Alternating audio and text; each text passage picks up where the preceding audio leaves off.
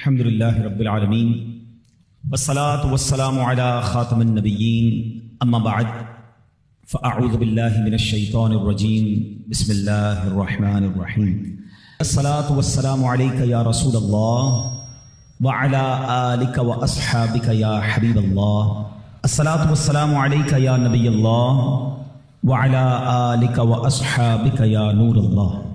درود پاک پڑھنے کے بے شمار فضائل و برکات ہیں۔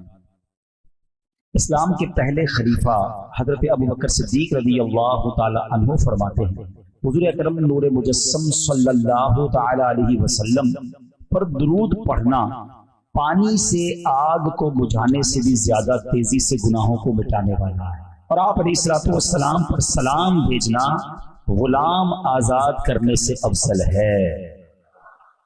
آپ ذرا غور کریں کہ پانی آگ پہ ڈالیں تو جتنی تیزی سے آگ بجھتی ہے، فرمایا ایسے گناہ مٹتے چلے جاتے ہیں، یعنی دوسرے لفظوں میں گناہوں کی وجہ سے جہنم کی آگ بڑھ رہی ہے۔ اگر آپ اس آگ کو اس گناہوں کی آگ کو بجھانا چاہتے ہیں تو درود پاک پڑھتے چلے جائیں، اللہ کی رحمت سے گناہ معاف ہوتے جائیں گے، آگ بھی بجھتی چلی جائے گی انشاءاللہ۔ اور فرمایا کہ نبی پاک علیہ الصلوۃ والسلام پر درود بھیجنا، سلام بھیجنا غلام آزاد کرنے سے افضل ہے۔ تو اب ہمیں چاہیے کہ ہم چلتے پھرتے اٹھتے بیٹھتے کثرت کے ساتھ درود پاک پڑھیں۔ سیدی اعلیٰ حضرت کیا خوبصورت اشعار لکھتے ہیں نا، اپنے خطاواروں کو اپنے ہی دامن میں لو، اپنے خطاواروں کو اپنے ہی دامن میں لو، اپنے خطاواروں کو اپنے ہی دامن میں لو، اپنے ہی دامن میں لو، کون کرے یہ بھلا تم پہ کروڑوں درود، کون کرے یہ بھلا۔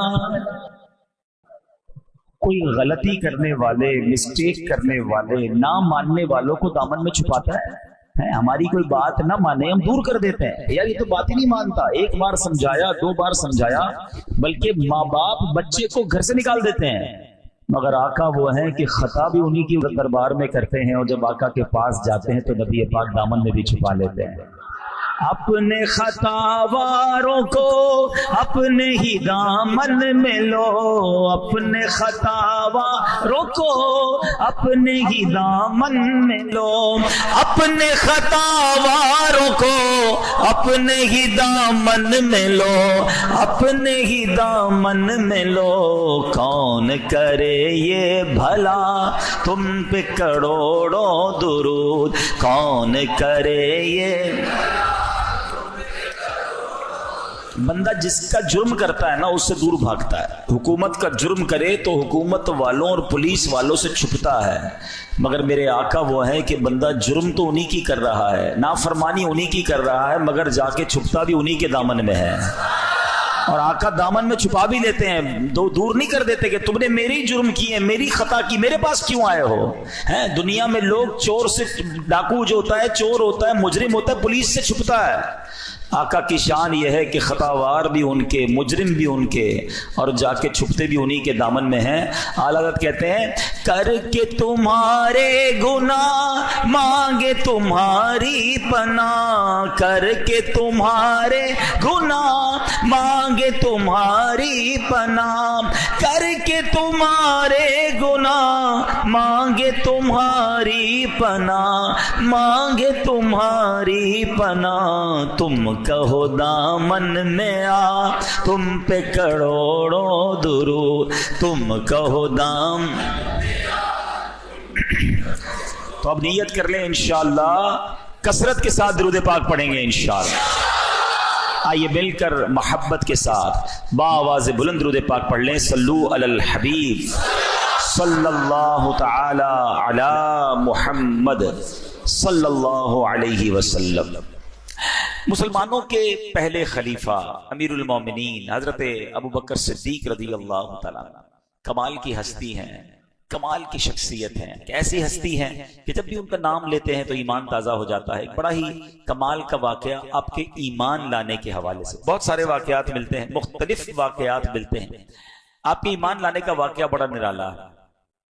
آپ نبی پاک علیہ الصلوۃ والسلام کے بڑے قریبی دوستوں میں سے ہیں. 18 سال عمر تھی آپ کی. نبی پاک علیہ الصلوۃ والسلام کی 20 سال عمر تھی جب سے دوستی ہو گئی. ابھی نبی پاک علیہ الصلوۃ والسلام نے اعلان نبوت نہیں فرمایا تھا. میرے آقا نے اعلان نبوت جب عمر مبارک 40 سال ہوئی جب فرمایا. اب کیسی دوستی تھی کہ بی بی عائشہ صدیقہ طیبہ طاہرہ رضی اللہ تعالی عنہا فرماتی ہیں کوئی دن ایسا نہیں گزرتا تھا جب نبی پاک ہمارے گھر تشریف نہ لاتے تھے. چونکہ دونوں کی طبیعت میں نفاست تھی، اللہ وحدہ لا شریک کے رب مانتے تھے. حضرت ابوبکر صدیق نے کبھی بھی کسی بت کے آگے سجدہ نہیں کیا تھا. تو آپ نبی پاک کی طبیعت کے قریب آ گئے اور دوستی بڑی مضبوط ہو گئی. اب اعلان نبوت کا سال آ گیا. اس وقت آ گیا کہ جب نبی پاک نے اعلان نبوت کرنا تھا. حضرت ابوبکر صدیق رضی اللہ عنہ بزنس مین بھی تھے، تاجر بھی تھے. اب تجارت کے لیے سفر کرتے تھے. تو ایک سفر کے لیے شام گئے. جب وہاں گئے تو رات ہو گئی. آپ کے ساتھ ایک غلام بھی تھا. اب ماجرا یہ ہوا کہ رات گزارنے کے لیے کوئی جگہ چاہیے تھی. تو ایک گرجا گھر تھا عیسائیوں کی عبادت گاہ. ٹھیک ہے. اب آپ نے دیکھا کہ اور کوئی جگہ تو نہیں، تو یہیں عبادت گاہ میں ہی رات گزار لیتے ہیں. تو آپ نے دروازہ کھٹکھٹایا. آپ کے غلام نے، اندر سے کوئی غلام نکلا یا کوئی کام کرنے والا نکلا.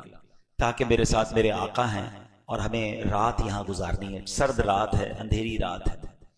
اس نے کہا میں بتاتا ہوں. وہ بندہ اندر گیا اور جو گرجا گھر میں بڑا پادری تھا، جس کو آپ کہیں کہ راہب تھا، اس نے اس سے پوچھا. تو اس نے بتایا کہ ہمارے گرجا گھر میں وہی رات گزار سکتا ہے جس نے کبھی کوئی گناہ نہ کیا ہو، کبھی کوئی اللہ کی نافرمانی نہ کی ہو. اس نے باہر آ کر بتایا کہ ہمارے راہب تو یہ کہتے ہیں. کہ تمہارے پاس کیا ایسا طریقہ ہے کہ تم پہچان لو گے کہ بندے نے گناہ کیا نہیں کیا، خطا کی کہ نہیں؟ کہ یہ مجھے نہیں پتا. ان کا کہنا یہ اندر وہی آ سکتا ہے جس نے کوئی گناہ نہ کیا ہو. بہرحال جب واپس وہ بندہ اندر جانے لگا تو اس راہب نے کہا پہلے یہ تو پوچھو جو باہر آئے ان کا نام کیا ہے. تو حضرت ابوبکر صدیق کے خادم نے بتایا کہ میرے آقا کا نام ابو بکر ہے. اس نے جا کر اندر نام بتایا کہ واپس جاؤ پوچھو ان کے والد کا نام کیا ہے. واپس آئے کہ میرے والد کا نام ابو قحافہ ہے. اندر جا کر نام بتایا ابو قحافہ. بولا فوراً لے کر آؤ، عزت کے ساتھ لے کر آؤ. اب وہ عزت کے ساتھ اندر لے کر آیا. کہا مکہ پاک سے آئے؟ کہا مکہ پاک سے آئے. مکہ وہی بستی جو پہاڑوں کے درمیان ہے، درخت کھجور کے درخت ہے. کہا وہی بستی. اب وہ راہب بہت عزت سے بات کرنے لگا. اس نے اپنی کتابیں نکالی، پرانی کتابیں، آسمانی کتابیں. کبھی وہ صفحات کو پلٹتا، حضرت ابوبکر صدیق کو دیکھتا، پھر صفحات کو پلٹتا، کبھی چہرے کو غور سے دیکھتا. حضرت ابوبکر صدیق حیران ہے یہ کیا کر رہا ہے. کبھی نام پوچھتا ہے، کبھی والد کا نام، کبھی شہر کا نام، کبھی کتاب دیکھتا ہے. پھر کہتا ہے حضور اپنا ہاتھ آگے لائیے. اس راہب نے آپ کے ہاتھ پر بوسہ دے دیا. آپ کہنے لگے تمہیں کیا ہو گیا، تم کیوں ایسا کر رہے ہو، کبھی کیا کہتے ہو، کبھی کیا کہتے ہو. اگر رکنے دینا تو رکنے دو، جانے دو ان کو، اتنی ساری باتیں. تو راہب کہتا ہے کہ آپ کو نہیں پتا آپ کے ساتھ کیا ہونے والا ہے. کچھ دنوں میں اللہ کے آخری نبی اعلان نبوت فرمائیں گے اور آپ ان پر ایمان بھی لائیں گے، آپ ان کے خلیفہ بھی بنیں گے. اور جب وہ دنیا سے پردہ فرما جائیں گے آپ امیر المومنین بھی بنیں گے. جب آپ کو اللہ پاک اتنی عزتیں دے تو مجھے دعاؤں میں مت بھولنا. حضرت ابوبکر صدیق حیران ہو گئی کہ کیسی باتیں کر رہا ہے، کیونکہ آپ کے لیے ساری باتیں نہیں تھی. بہرحال رات گزری. حضرت ابوبکر صدیق کے ذہن میں یہ باتیں تو گھوم رہی تھی. اس کے بعد کچھ ہی دنوں کے بعد آپ واپس مکہ پاک گئے تو ابو جہل سے ملاقات ہو گئی. ابو جہل یاد رہے سخت نبی پاک کا دشمن تو تھا. ابو جہل سے جب ملاقات ہوئی تو ابو جہل کہتا ہے اے ابو بکر تمہیں پتا ہے تم جس کے بڑے پکے دوست ہو وہ بڑی عجیب عجیب باتیں کرنے لگ گیا ہے. کیا باتیں کر رہے ہیں؟ وہ ان کے دوست تھے نبی پاک کے. وہ کہتے ہیں میں اللہ کا جو آخری نبی ہوں، اللہ وحدہ لا شریک کی باتیں کرتے ہیں، بتوں کے خلاف بات کرتے ہیں. حضرت ابوبکر صدیق حیران ہو گئے. تلاش کرتے کرتے نبی پاک کے پاس پہنچے. جیسے پیارے آقا کے پاس پہنچے نبی پاک مسکرا رہے تھے. کہا اے ابو بکر اللہ کا آخری نبی تمہیں ایمان کی دعوت دیتا ہے، ایمان لانے میں تم سب سے پہل کر لو، سبقت لے جاؤ. حضرت ابوبکر کہتے ہیں حضور آپ پر مجھے یقین تو ہے، بہت سالوں سے آپ کو جانتا ہوں، آپ صادق ہیں، آپ امین ہیں، آپ سچی باتیں کرتے ہیں، مگر جب بھی کوئی نبی آتا ہے وہ کوئی نشانی لاتا ہے، آپ بھی مجھے کوئی نشانی دکھا دیں تو مجھے اطمینان ہو جائے گا. نبی پاک علیہ السلام فرماتے ابو بکر کیا راہب کی باتیں یاد نہیں ہیں؟ اور تمہیں کتنی نشانیاں چاہیے؟ کیا وہ رات تمہیں یاد نہیں جو تمہارے ساتھ گزری تھی؟ اللہ اکبر۔ صدیق اکبر کہتے ہیں جو نبی ہزاروں میل دور ہونے والی ہماری باتوں کو جانتا ہے، ہم نے کیا آپس میں باتیں کی وہ بھی جانتا ہے، اب اور کسی نشانی کی کیا ضرورت ہے؟ کلمہ پڑھا لا الہ الا اللہ محمد الرسول اللہ، اور صدیق اکبر اسلام میں داخل ہو گئے۔ سب سے پہلے ایمان لانے والے کون ہیں؟ مردوں میں سب سے پہلے ایمان لانے والے حضرت ابوبکر صدیق رضی اللہ عنہ۔ عورتوں میں سب سے پہلے ایمان لانے والی کون ہے؟ بی بی خدیجۃ الکبریٰ رضی اللہ تعالی عنہ۔ بچوں میں سب سے پہلے ایمان لانے والے کون ہیں؟ مولا علی شیر خدا کرم اللہ تعالی وجہ الکریم۔ اچھا یہ باتیں تو ہمیں پتہ ہونی چاہیے، مگر میں ایک بڑی گہری بات کہنے چاہتا ہوں۔ یہ تینوں کون تھے؟ اگر غور کریں نا، پہلے ایمان لانے والا سب سے قریبی دوست، پہلے ایمان لانے والی آپ کی زوجہ محترمہ، پہلے ایمان لانے والا بچہ کون؟ جو آپ کے گھر میں بڑا ہو رہا ہے۔ نبی پاک کے سب سے قریبی لوگ ہیں، آپ پوائنٹ سمجھ رہے ہیں؟ آقا کے سب سے زیادہ قریب یہ تین ہستیاں ہیں، اور تینوں نے جیسے ہی سنا کہ نبی پاک اللہ کی طرف بلا رہے ہیں، ایک منٹ نہیں لگایا، کلمہ پڑھا اور مسلمان ہو گئے۔ اس سے پتہ کیا چلا کہ پیارے آقا علیہ الصلوۃ والسلام کی جو جتنا قریب ہوتا گیا وہ اتنا دیوانہ ہوتا گیا، وہ اتنا محبت کرنے والا ہوتا گیا۔ اب مجھے اور آپ کو ایک بات سمجھنی ہے کہ جب کوئی ہمارے قریب ہوتا ہے، دور سے تو مجھے بڑے اچھے لگتے ہیں، ارے ماشاءاللہ بڑے نیک انسان ہیں، بڑا مسکراتے ہیں، بڑی پیاری باتیں، قریب آنے کے بعد اب ہمارے بارے میں ان کا خیال کیا بنتا ہے، یہ سوچنا ہے، یہ سمجھنا ہے۔ بعض اوقات ہم باہر جاتے تو باہر کے لوگ کہتے ہیں دعا کیجئے گا، حضرت ذرا دم کر دیں، کبھی گھر والوں نے کہا دعا کر دیں، گھر والوں نے کہا دم کر دیں۔ سوچئے نا، گھر میں ہماری ویلیو کیا ہے؟ باہر تو بن جاتی ہے ویلیو، کیونکہ باہر والے تھوڑی دیر کے لیے ملتے ہیں۔ مزہ یہ ہے کہ ہماری خلوتیں، ہم اکیلے میں بھی اتنے نیک ہوں جتنے باہر نظر آتے ہیں، بلکہ اس سے زیادہ نیک ہوں، لیکن حال برا ہے۔ بظاہر تو لوگوں کے سامنے ہم نیک پرہیزگار، مگر تنہائی میں حال کیا ہوتا ہے؟ تو اے میرے پیارے اسلامی بھائیوں، نبی پاک کا یہ وصف بتا رہا ہے کہ ہمارے بڑے ایسے ہوتے تھے، بزرگ ایسے ہوتے تھے، اور آج بھی ہیں، اللہ والے ایسے ہی ہوتے ہیں کہ ان سے جتنا قریب جاؤ بندہ اتنی محبت میں گرفتار ہو جاتا ہے، اتنی عقیدت میں اضافہ ہو جاتا ہے، ان کی اور عبادتیں پتہ چلتی ہیں۔ ہمارے قریب آتے ہیں بندے کو ہمارے کرتوت پتہ چلتے ہیں۔ تو یہ غور کرنے والی بات ہے۔ اللہ کرے کہ ہماری خلوتیں اور ہماری جلوتیں سب پاکیزہ ہو جائیں۔ اب ہم چلتے ہیں کہ ہم یہ سمجھیں کہ ظاہر، ہمارا جو ظاہر ہوتا ہے نا، اس پر ہم بڑی توجہ دیتے ہیں۔ روز منہ دھوئیں گے، دانت صاف کریں گے، کپڑے پہنیں گے، خوشبو لگائیں گے، کپڑے پہ داغ لگ جائے تو کسی محفل میں نہیں جائیں گے، دعوت میں نہیں جائیں گے، یار لوگ دیکھیں گے۔ ذرا غور طلب بات سمجھیے گا، ظاہر کو کون دیکھتا ہے؟ لوگ دیکھتے ہیں۔ جس کو لوگ دیکھتے ہیں میں اس کی صفائی کی بڑی کوشش کرتا ہوں۔ آپ کو پتہ ہے رب کی نگاہ رحمت کہاں ہوتی ہے؟ دل پر۔ دل کی صفائی کا کوئی خیال نہیں ہے۔